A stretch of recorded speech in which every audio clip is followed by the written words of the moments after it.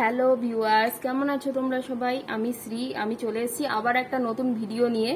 তো আজকের ভিডিওটা তোমাদের জন্য খুবই ইন্টারেস্টিং হতে চলেছে, সেটা অবশ্য তোমরা ভিডিওটা দেখলেই বুঝতে পারবে। তো বেশি কথা বাড়াবো না, চলো শুরু করা যাক আজকের ভিডিও।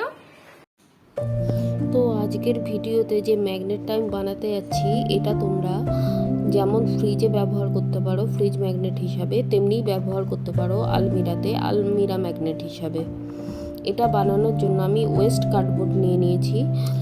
এই ওয়েস্ট কার্ডবোর্ডটাকে প্রথমেই আমি হাউসের শেপে কেটে নিয়েছি।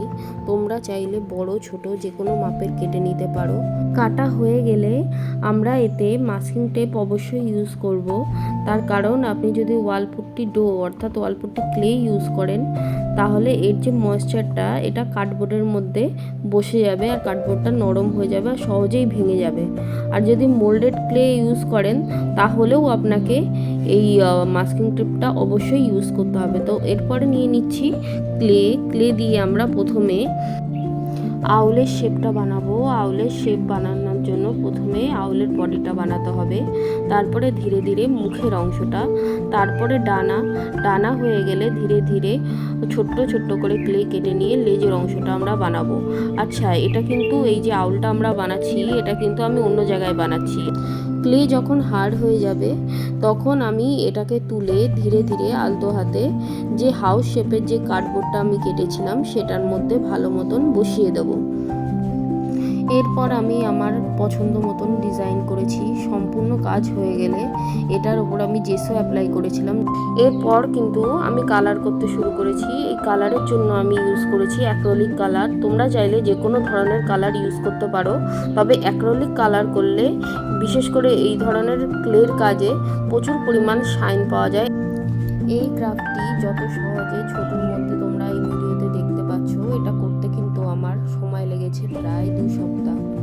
আচ্ছা, আর একটা গুরুত্বপূর্ণ কথা, তোমরা যখন কালার অ্যাপ্লাই করবে, বিশেষ করে তোমরা যদি অ্যাক্রিলিক কালার ইউজ করো, তাহলে অবশ্যই কিন্তু 2টো করে কোট দেবে।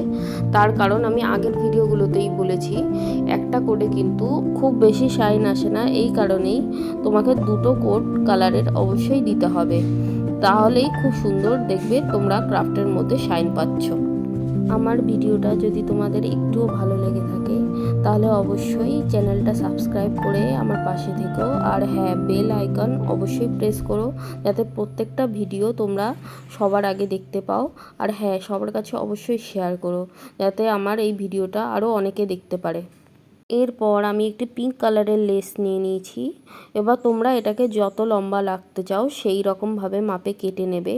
এরপর আমি একটি হার্ট শেপ বানিয়ে নিয়েছিলাম ক্লে দিয়ে, এটাকেই লেসের একদম এন্ড পোর্শনে আমি লাগিয়ে দেব। এরপর এই লেসটা আমি পোর্শনের সাথে ভালোভাবে অ্যাটাচ করে দেবো। এরপরে অ্যাপ্লাই করব ওয়ার্নিশ, এতে কালারটা ভালোভাবে প্রোটেক্ট থাকবে। এরপরেই আমাদের ফ্রিজ কাম আলমিরা ম্যাগনেটটা কিন্তু তৈরি হয়ে গেল।